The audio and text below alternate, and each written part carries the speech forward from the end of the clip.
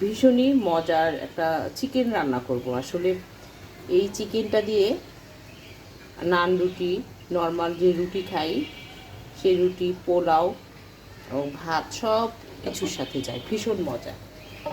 তো এর জন্য প্রথমে আমি পরিমাণ মতো তেল দিয়ে নিলাম।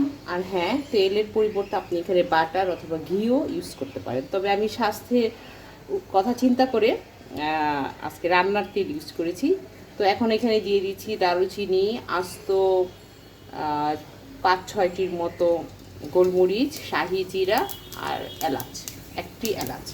খুব বেশি ফ্লেভার আনা যাবে না, যেহেতু একটু ডিফারেন্ট টাইপের চিকেন আমি রান্না করছি, তার জন্য এখানে আমি একটা এলাচি দিলাম, দারচিনিও কম দিয়েছি। এখন জাস্ট এখানে আমি পেঁয়াজ কুচি দিয়ে দিব। এখানে আমি একটি বড় মুরগির জন্য একটি বড় মুরগির আরও একটি মুরগির হাফ, অর্থাৎ দেড়টা মুরগির জন্য আমি এখানে প্রায় 2 কাপ পরিমাণ পেঁয়াজ কুচি দিয়ে নিচ্ছি। একটু ভেজে নিব এখন।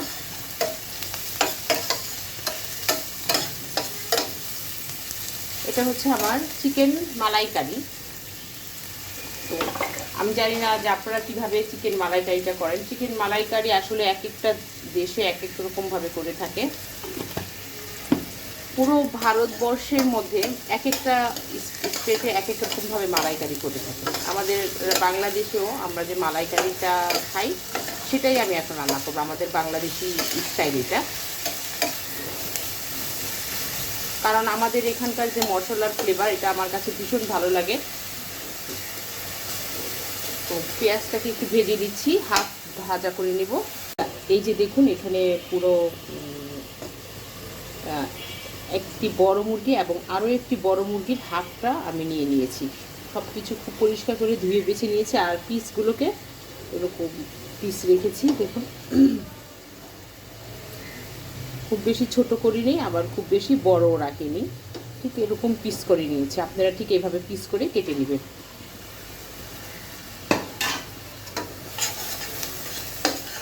এখন এই যে হাফ ভাজা পেঁয়াজের মধ্যে এর চেয়ে কিন্তু বেশি ভাজবো না, একটু খেয়াল করবেন। তারপর এখানে আমি একে একে বাকি মশলাগুলো দিয়ে দেবো। এখন এখানে দিয়ে দিচ্ছি 1 টেবিল চামচ পরিমাণ আদা বাটা,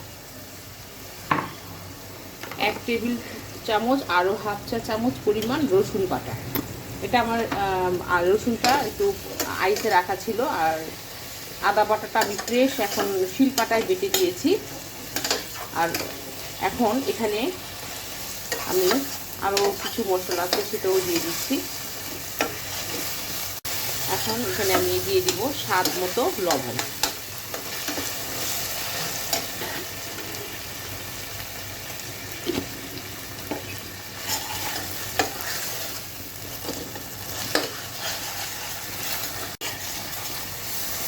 মশলাগুলো কিন্তু মোটামুটি ভাজা হয়ে গিয়েছে। এখন জাস্ট এই যে মাংসগুলো দিয়ে দিচ্ছি।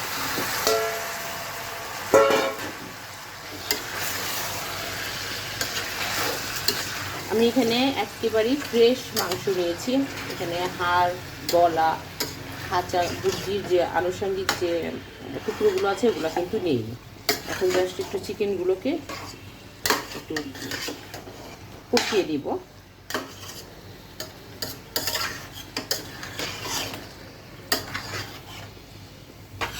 আমি ওয়েট করব কষানোর মধ্য দিয়ে কিভাবে চিকেন থেকে একটু পানি চলে আসে, পানি উঠবে। আমি ঢাকনা দেব না, ঢাকনা ছাড়াই এটাকে একটু ভালো করে একটু কষিয়ে দিচ্ছি।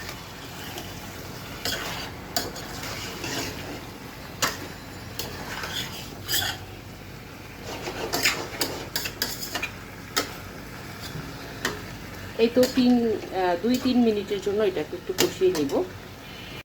2-3 মিনিট পর এখানে আমি দিয়ে দিচ্ছি 1 টেবিল চামচ পরিমাণ সয়া সস,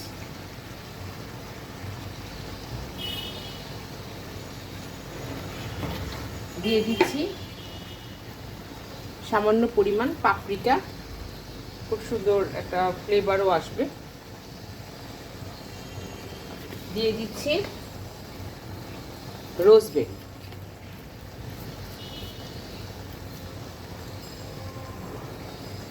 এটাও খুব সামান্য পরিমাণ দিয়ে দিলাম। এগুলো জাস্ট সুন্দর ফ্লেভার আসার জন্য দিচ্ছি টমেটোর সস। এটা আমি দিয়ে দিচ্ছি এখানে 3 টেবিল চামচ পরিমাণ। দিয়ে দিচ্ছি দধি, টক দধি দিয়ে দিচ্ছি এখানে।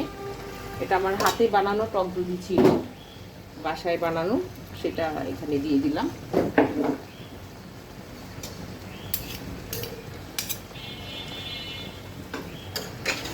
তো এখন ভালো করে নেড়ে চেড়ে দিচ্ছি।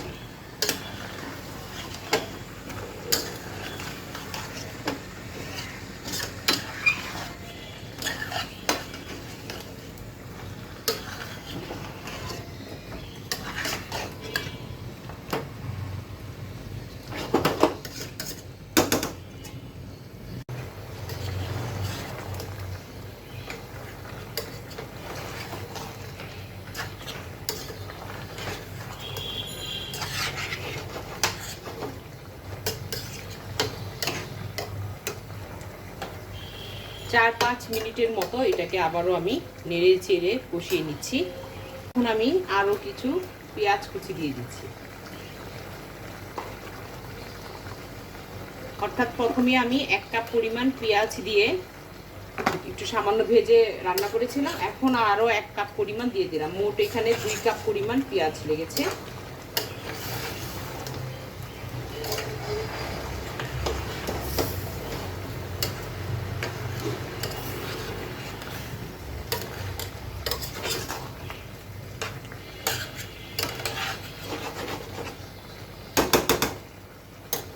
এখন আমি এখানে দিয়ে দিব চিলি পাউডার।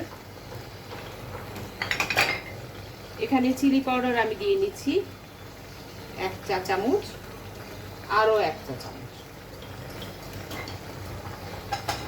গোলমরিচের গুঁড়ো দিয়ে দিচ্ছি 1/2 চা চামচ পরিমাণ, জাস্ট সুন্দর একটা ফ্লেভার আসার জন্য।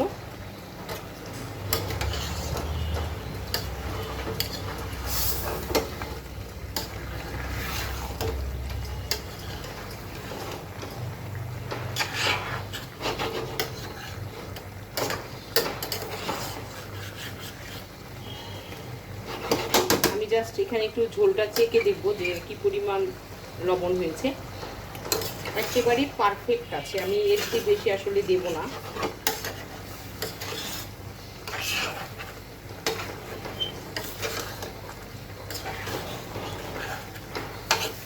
বেশ একটা রাজকীয় ফ্লেভার চলে আসছে এটার মধ্যে।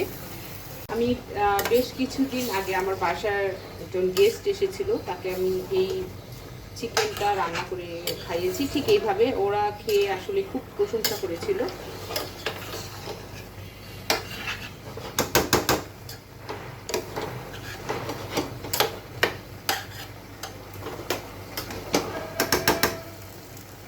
এখন আমি এখানে দিয়ে দিচ্ছি থেতো করে রাখা কাঁচামরিচ।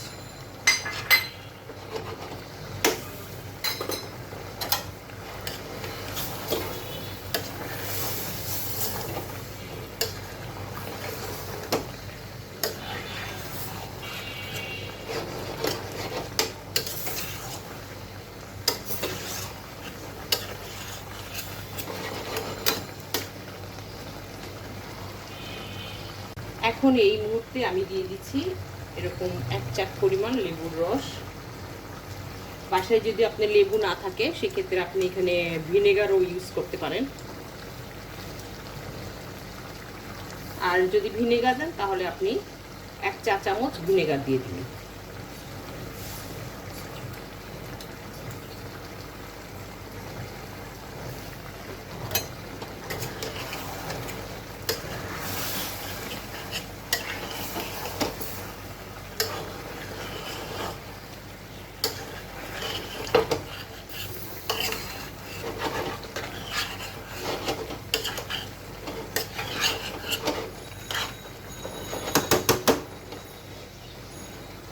আমি দিয়ে দিব মিল্ক ক্রিম।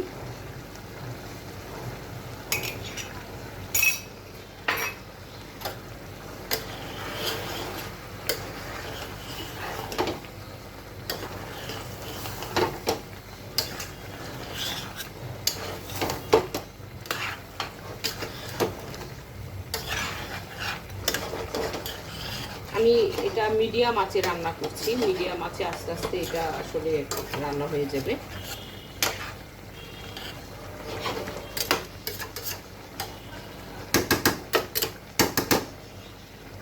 যদি আপনি মনে করেন যে আপনার তেল কম হয়েছে, সেক্ষেত্রে আপনি আরও তেল এভাবে দিয়ে দিতে পারেন।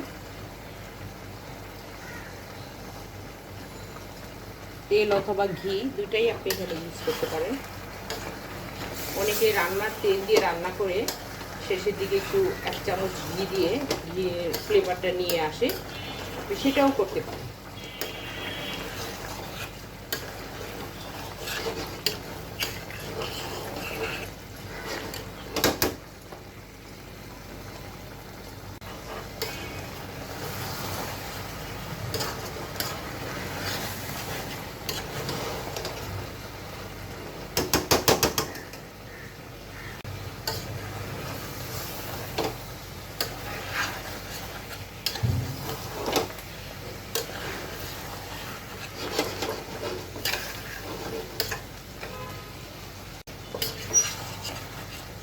দেখুন কষাতে কষাতে একদম একটা মাখা মাখা ভাব হয়ে এটা তেল উঠে চলে এসেছে।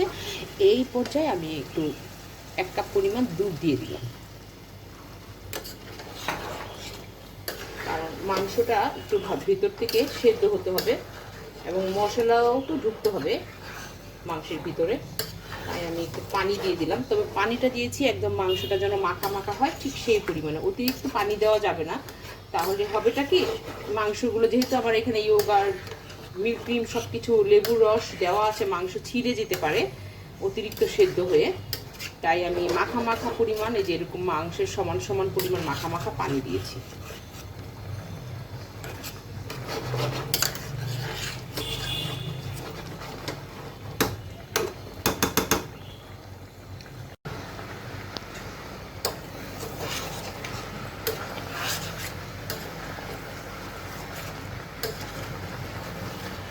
এখন এই পর্যায়ে আমি এরকম লাল কাঁচামরিচগুলো দিয়ে দিলাম।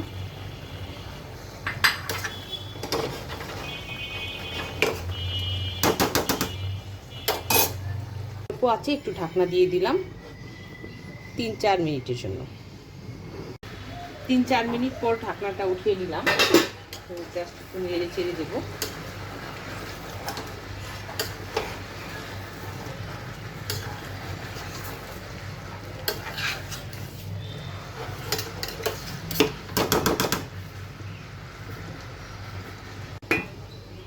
আমি অন্য চুলায় একটু পেঁয়াজ বেরেস্তা করব।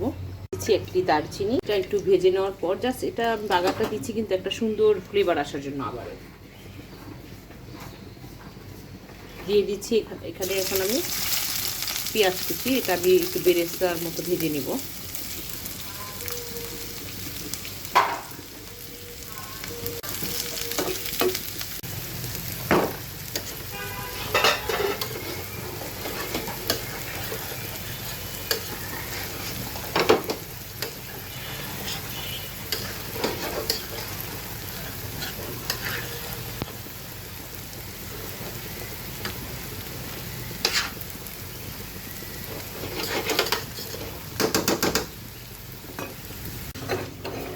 ভাজা পেঁয়াজের মধ্যে এখন আমি সামান্য পরিমাণ আদা বাটা দিয়ে দিচ্ছি, একটু সুন্দর ফ্লেভার আনার জন্য, একদম ঘিয়ের ফ্লেভার চলে আসবে আদা পেঁয়াজ দারচিনি একসঙ্গে ভাজার কারণে।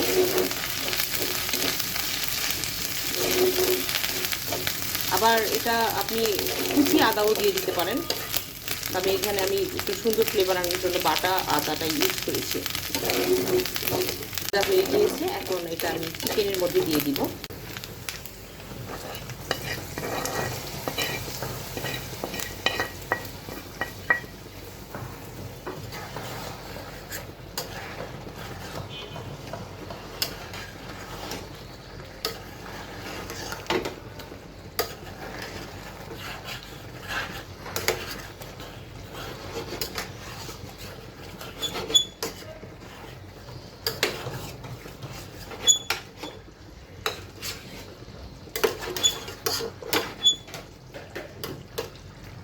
আমার চিকেনের টুকরোগুলো মাংসগুলো সেদ্ধ হয়ে গিয়েছে, রান্নাও অনেকটাই শেষ হয়ে গিয়েছে। এখন জাস্ট আমি এটা খাওয়ার জন্য একটা ডিশে বেড়ে নিব। তো আমার এই ভিডিওটি আপনাদের কাছে কেমন লাগলো সেটি জানিয়ে অবশ্যই আমাকে কমেন্ট করবেন, আর অন্যদের সঙ্গে বেশি বেশি করে শেয়ার করবেন, কারণ এটা এতটাই মজার একটা খাবার, আসলে একবার খেলে আপনার বারবার খেতে ইচ্ছে করবে, এতটাই টেস্টি। এটা তো আগেই বলেছি যে নান, রুটি, পরোটা, লুচি, নর্মাল রুটি দিয়েও এটা খেতে পারেন। খুব সহজভাবে ঘরে থাকা উপকরণ দিয়েই, মশলা দিয়েই আপনি রান্নাটা, রাজকীয় মজার রান্নাটা আপনি করে নিতে পারেন নিজেই। এটা বাইরের রেস্টুরেন্টের চাইতে অনেক বেশি মজা, যেহেতু এটা আমি ঘরে রান্না করেছি। তো যাই হোক, এখানে কোনো ফাঁকিঝুঁকি ছিল না। রেস্টুরেন্টে অনেক রকম ফাঁকিঝুঁকি দেওয়া হয়। আসলে আমরা সবাই যদি বাসায় এইভাবে রান্না করে খাই তাহলে কিন্তু রেস্টুরেন্টের খাবার আর খেতে হয় না, বাড়িতে বসেই আমরা এটা খেতে পারি। রেস্টুরেন্টে যে একেবারেই খাবো না সেটা কিন্তু নয়, অবশ্যই খাবো, কিন্তু বেশিরভাগ সময়টাই যদি আমরা বাড়িতে এইভাবে রান্না করে খাই তাহলে কিন্তু দেখবেন যে তা ডাক্তারের উপকার করছে।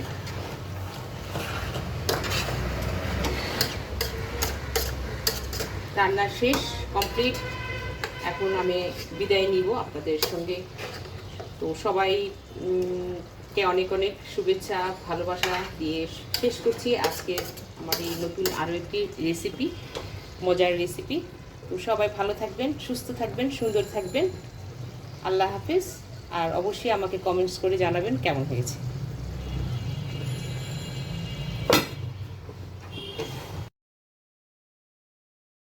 বর্ষাকাল, ইলিশ মাছ খাবো না তা কি হয়? আর তার জন্য আজকে ইলিশ মাছ নিয়েছি।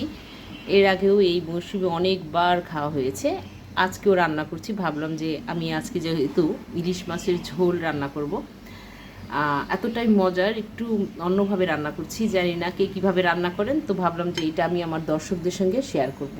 তো ইলিশ মাছের টুকরোগুলো ধুয়ে পরিষ্কার করে নিয়েছি। এখন চলুন মূল রান্নায় চলে যাই, কথা না বাড়িয়ে। এখানে ইলিশ মাছের টুকরোর সাথে আমি কাঁচা লঙ্কা, তারপর হচ্ছে পেঁয়াজ বাটা, কাঁচা লঙ্কা একসাথে বেটে নিয়েছি, আদা বাটা, রসুন বাটা নিয়েছি সামান্য পরিমাণ, আর হলুদের গুঁড়ো, মরিচের গুঁড়ো তো লাগবেই। তবে এখানে রান্নার ধরনটা একটু ভিন্ন রকম, কারণ এই মশলা দিয়েই কিন্তু আমরা সবাই রান্না করে থাকি। দিয়ে দিচ্ছি তেল, রান্নার তেল। অবশ্যই এখানে আমি সয়াবিন তেল অথবা সরিষার তেল আমি ইউজ করব।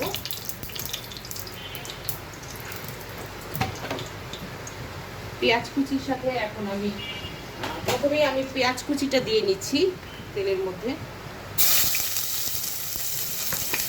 একটু ভেজে নিব।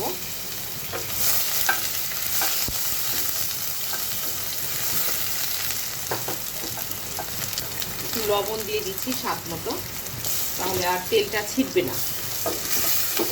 ঝটফট করে এই ইলিশ মাছের ঝোলটা রান্না করা যায়। আর এখানে আমি ইলিশ মাছটা ভেজে নিচ্ছি না, একদম সরাসরি কাঁচা মাছটাই রান্না করছি।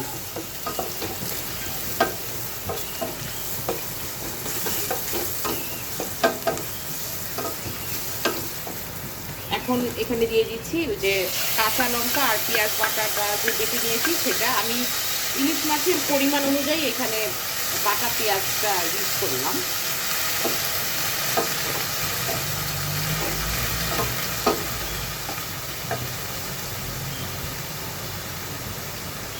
এখন এখানে দিয়ে দিচ্ছি সরিষার তেল। আগে বলেছি যে আমি সরিষার তেল আর সয়াবিন তেল দুটো দিয়েই রান্না করব মিক্স করে। এখানে আজকে আমি সরিষা বাটা ইউজ করব না, সরিষার বাটার পরিবর্তে সরিষার তেল দিয়ে দিয়েছি।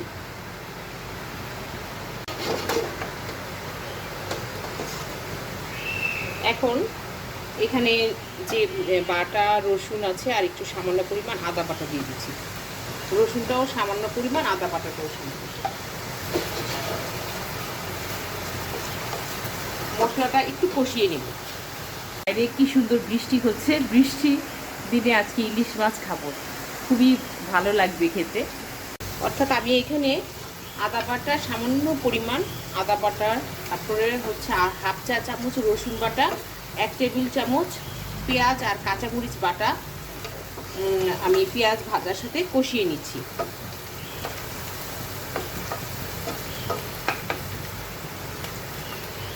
এখন আমি এখানে পানি দিয়ে দিব। এই রান্নাটা না যতটাই টেস্টি আর খুবই মানে কী বলবো যে আসলে আপনারা এভাবে না খেলে একদমই বুঝতেই পারবেন না যে কতটা টেস্ট এটা। এখন দিয়ে দিব 1/2 চা চামচ পরিমাণ হলুদের গুঁড়ো।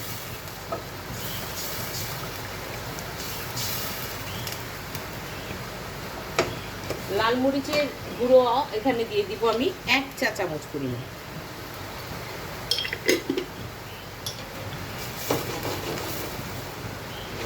এখন জাস্ট এটা আমি বলক আসার জন্য অপেক্ষা করব।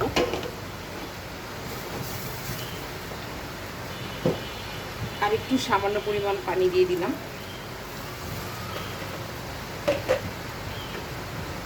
আমি প্রথমেই এখানে কষার ঝোলের মধ্যে ইলিশ মাছের মাথাটা প্রথমে দিয়ে দিব।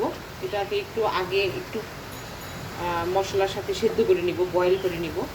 কিন্তু মাথা ইলিশ মাছ কিন্তু খুব তাড়াতাড়ি সেদ্ধ হয়ে যায়, যে কারণে আমি মাথাটাকে একটু আগেই সেদ্ধ করে নিয়েছি। তার জন্য এখানে আমি একটু ঢাকনা দিয়ে দিব। যে ইলিশ মাছের তরকারিতে কিন্তু মশলাপাতি একটু কম করেই দিতে হয়, যত বেশি মশলা কম দিবেন তত বেশি টেস্টি। এটা আমি 2-3 মিনিটের জন্য দিলাম। 3 মিনিট পর আমি ফিরে আসলাম। এখন আমি ঢাকনাটা উঠিয়ে নিচ্ছি। আর এখন যে ইলিশ মাছের যে আসল যে মেন এই পিসগুলো সেটা আমি একে একে এখানে দিব।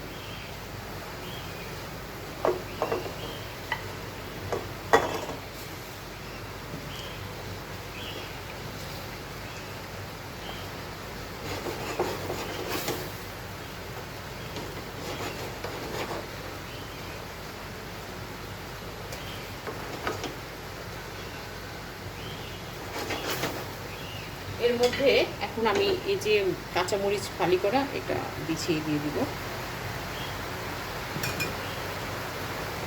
ইলিশ মাছ যত কম মশলা হয় তত বেশি টেস্টি, নয়তো ইলিশ মাছের মশলা একটু বেশি দিলেই ইলিশ মাছের গন্ধটা কিন্তু নষ্ট হয়ে যাবে, আর সেই ইলিশ মাছটা খেতেও ভালো লাগবে না, তরকারিটা খেতে।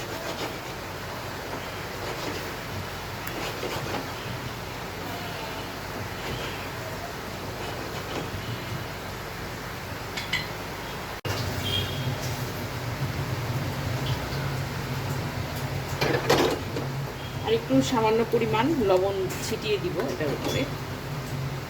আর সবচেয়ে বড় কথা হচ্ছে এটা ছিল আমার একদম পদ্মা নদীর মাছ, একদম ফ্রেশ তাজা পদ্মা নদীর মাছ ছিল। এটা খেতে তো আরও ভালো লাগবে। আসলে একটু দামটা বেশি হলেই আপনি পদ্মা নদীর মাছ ইজিলি পেয়ে যাবেন, খুব কিন্তু কঠিন নয়। এটা সত্যি যে বাজারে আজকাল পদ্মা নদীর মাছ পাওয়া, বরিশালের ইলিশ, বিভিন্ন ডিস্ট্রিক্টের ইলিশ, চাঁদপুরের ইলিশ উঠে, সব কিছুই উঠে মাছ, বিভিন্ন ধরনের ইলিশ। কিন্তু আমি বলবো যে যদি একটু দাম দিয়ে ইলিশ মাছটা কিনেন তাহলে দেখা যাবে যে আপনি পদ্মা নদীর ইলিশ কিনতে খুব একটা ঝামেলা হবে না। 2-3 মিনিটের জন্য ঢাকনা দিয়ে দিচ্ছি, কারণ ইলিশ মাছ এমনিতেই অনেক নরম মাছ, এটা খুব তাড়াতাড়ি সেদ্ধ হয়ে যায়, ভাপের মধ্যে সেদ্ধ হয়ে যায়, তাই আমি 2 মিনিটের জন্য দিয়েছি। মিনিট পর আমি ফিরে আসলাম, ঢাকনাটা আবারও উঠিয়ে নিচ্ছি। ও কি সুন্দর গন্ধ, ফ্লেভার, কি বলবো। আচ্ছা এখন ওটা একটু ঝোলটা চেখে দেখবো কেমন হয়েছে। ভীষণ ভীষণ টেস্টি হয়েছে। তো আর 1-2 মিনিটের মধ্যে রান্নাটা আমার কমপ্লিট হয়ে যাবে। তো কথা বলতে বলতে আমি আপনাদের সঙ্গে আসলে বিদায় নিতে হয়। আমার এই ইলিশ মাছের ঝোল রেসিপিটি কেমন লাগলো সেটি জানিয়ে কিন্তু অবশ্যই আমাকে কমেন্টস করবেন, আর অন্যদের সঙ্গে বেশি বেশি করে শেয়ার করবেন। আপনাদের এক একটি শেয়ার আমার কাছে অনেক বেশি মূল্যবান। আপনাদের একটি লাইক, একটি কমেন্টস আমার জন্য অনেক বেশি গুরুত্বপূর্ণ, অনেক বেশি হেল্পফুল। তো যাই হোক, আপনাদের কাছে আমার রিকোয়েস্ট যে আমার এই রেসিপিটি অবশ্যই আপনারা ফলো করবেন। খুবই মজা, খুবই সুস্বাদু। তো আর কি বলবো, তো আজকে তো বিদায় নিতে হচ্ছে। সবাই ভালো থাকবেন, সুস্থ থাকবেন, সেফ থাকবেন। আল্লাহ হাফিজ। সাবাস হেলদি কিচেন থেকে আজকে আমি আপনাদের জন্য খুবই মজার একটা সালাদ বানিয়ে দেখাবো। তো এটা মাত্র 2-3টি উপকরণ দিয়েই এই মজার সালাদটি আমি বানিয়ে নিব। কিভাবে বানাবো স্কিপ না করে পুরো ভিডিওটি দেখে নেবেন। এতটাই মজার যে আপনি বারবার শুধু এই সিম্পল সালাদটি খেতে চাইবেন। শুধুমাত্র শসা দিয়ে এই সালাডটা আমি বানিয়ে থাকি। এটা রুটি, নান, পোলাও সব কিছুর সাথেই খাওয়া যায়। তো জানেন তো যে আমাদের বাসায় এই সালাডটা না হলেই চলে না, মানে প্রতিবারই যাই বানাই না কেন এই সালাডটা লাগবেই, খুবই পছন্দ করে সবাই। তাই আজকে আমি এই শশার সালাডটা যখন বানাচ্ছি ভাবলাম যে এটা আমি আপনাদের সঙ্গে অবশ্যই শেয়ার করব। অনেক দিনের ইচ্ছে ছিল যে এই সালাডটা আমি আপনাদের জন্য বানিয়ে দেখাবো। এত মজার একটা সালাদ আমি খাচ্ছি, কিন্তু আমার আশেপাশের মানুষগুলো এটা খাচ্ছে কিনা আমি নিজেও জানি না, চাই না যে কেউ মিস করুক। তো প্রতিটি এখানে আমি 5টি শশা নিয়েছি। আপনি যতটুকুন পরিমাণ খাবেন ততটুকুন পরিমাণে নিয়ে নেবেন। আর হ্যাঁ, এটা কিন্তু আপনি ডায়েটের জন্য খেতে পারেন। প্রত্যেকটা উপকরণ খুবই হেলদি, একদম কি বলবো যে পারফেক্টভাবে আপনার স্বাস্থ্যের সাথে যায়, কোনো রকমই প্রবলেম হবে না। তো সেটাই তো দেখার বিষয়, খুবই মজার বিষয় যে আমি এখানে কি এমন জিনিস ইউজ করছি যে এটা দিলে এত টেস্টি হবে, এই সালাডটা এত ডিফারেন্ট, এত টেস্টি কেন। তো এইটার জন্য আমি এটাই বলতে পারি যে আমার শাশুড়ি আম্মার কাছ থেকে আমি এই শশার এই সিম্পল মজার সালাডটা আমি শিখেছি, কারণ উনি অনেক বছর পাকিস্তান ছিলেন। তো পাকিস্তানে যখন ছিলেন ওরা নাকি ঠিক এইভাবে শশা দিয়ে খুব সিম্পলভাবে এই শশাটা অনেক বেশি করে বানাতো এবং প্রতি বেলায় এই সালাডটা ওরা খেত। তো সেখান থেকে আমার এটা শিখে নেওয়া, আর সেটা আপনাদের কাছে আজকে আমি শেয়ার করতে যাচ্ছি। আর আপনারাও বেশি করে এটা শেয়ার করবেন। তো সবগুলো শসাই আমার এখানে কেটে নেওয়া হয়ে গেল। এই জায়গাটাকে এখন আমি একটু ক্লিন করে নিচ্ছি। শসাটাকে এখন আমি একটু ধুয়ে পরিষ্কার করে নেব। ধুয়ে নেওয়ার পর আমার এই শসাটা আমি কীভাবে কেটে নিচ্ছি, কারণ এই কাটার উপরও এটা টেস্ট ডিপেন্ড করছে। জাস্ট এভাবে লম্বা করে 2 ফালি করে কেটে নিলাম, তারপর এটাকে ঠিক এইভাবে পাতলা করে কেটে নেব। একটু ভারী হলেও সমস্যা নেই, কিন্তু ঠিক এইভাবে কেটে নেবেন।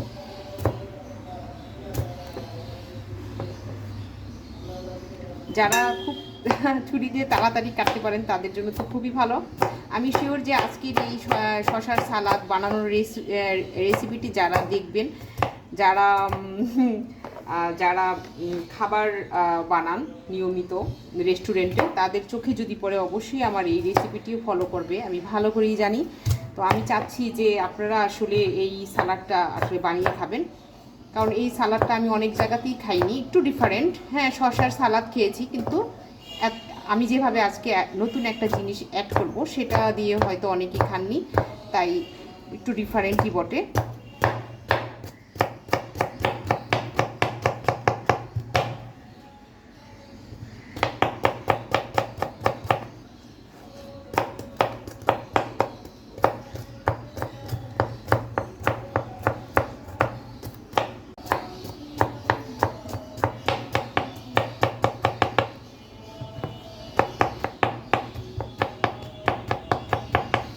আমি বাড়িতে যখন পোলাও রান্না করি বা নান রুটি বানাই, তখন আমার শাশুড়ি আম্মা বলবেন যে এই সালাদটা বানাবা।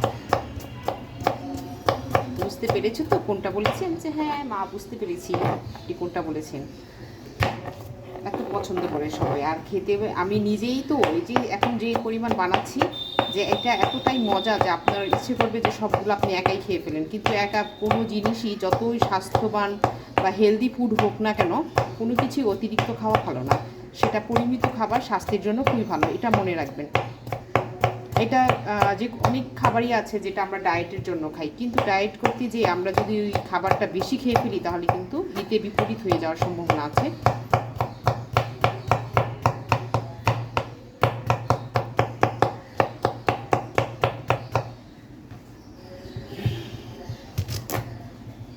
সবগুলো শসা কেটে নেওয়ার পরে এখন আমি একটা বোলের মধ্যে তুলে নিচ্ছি। আর ধুতে হবে না, এটা আমি তো একবারই ধুয়েই নিয়েছি।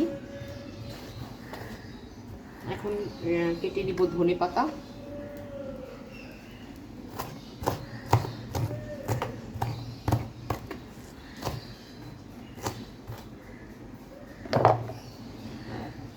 এখানে আমি ধনেপাতা কুচিটা সরাসরি শসার মধ্যে দিয়ে দিলাম। আর এখানে আছে কাঁচামরিচ। কাঁচামরিচ আপনি আপনার ঝাল ইচ্ছে মতো আপনি দিতে পারেন, ঝাল বেশি খালি বেশি দিবেন। তবে সালাদে সাধারণত একটু হালকা ঝাল বা কম ঝাল হলেই ভালো লাগে, তাতে সবাই খেয়ে নিতে পারে। তো যাই হোক, এখন আমি এই যে সালাদটা বানিয়ে নিব, তার জন্য আমি এই যে কাঁচামরিচগুলো কেটে নিয়েছি, এগুলো সব কিছু এখানে দিয়ে দিলাম। ধনেপাতা কুচি তো আমি আগেই দিয়ে দিয়েছি। এখন এখানে দিয়ে দিচ্ছি পেঁয়াজ কুচি। পেঁয়াজটা আপনারা আপনাদের পছন্দ মতো কেটে নেবেন। তো এখানে পেঁয়াজ কুচি আমি সবটুকুনি দিয়ে দিলাম। আর এখানে দিয়ে দিব স্বাদ মতো লবণ। লবণটা টেস্টও আপনারা বুঝে দিবেন। এখন আমি যে জিনিসটা দিব সেটা হচ্ছে এই যে আমি বললাম যে একটা ডিফারেন্ট টাইপ মজার সালাদ। জানেন, এই যে ভিনেগার, এই ভিনেগারটাই না এই সালাডটার মজা করার মেইন উপকরণ।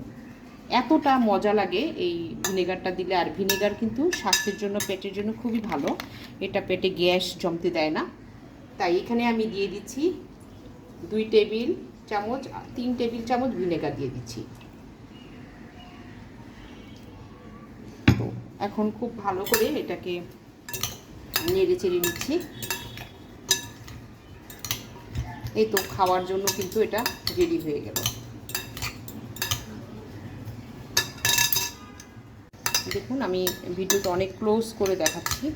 খুব সুন্দর একটা কালার আসছে। সালাডটা দেখতে অনেক লোভনীয় লাগছে, খেতেও কিন্তু দারুণ টেস্টি। দেখতে যেমন, খেতেও তেমন।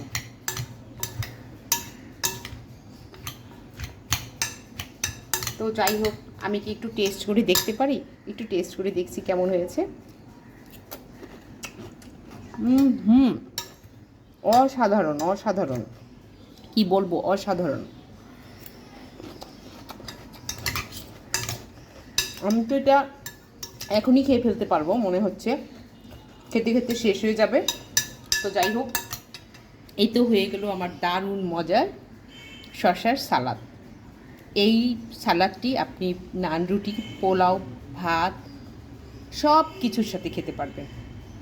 আর এতটাই সহজ আর এতটাই শর্ট টাইমে মধ্যে এই সালাদটা বানিয়ে নেওয়া যায়, এতটাই টেস্টি, সেটা মানে বলে বোঝানো যাবে না।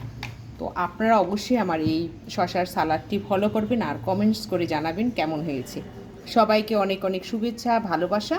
সবাই ভালো থাকবেন, সুস্থ থাকবেন, সুন্দর থাকবেন। আল্লাহ হাফিজ।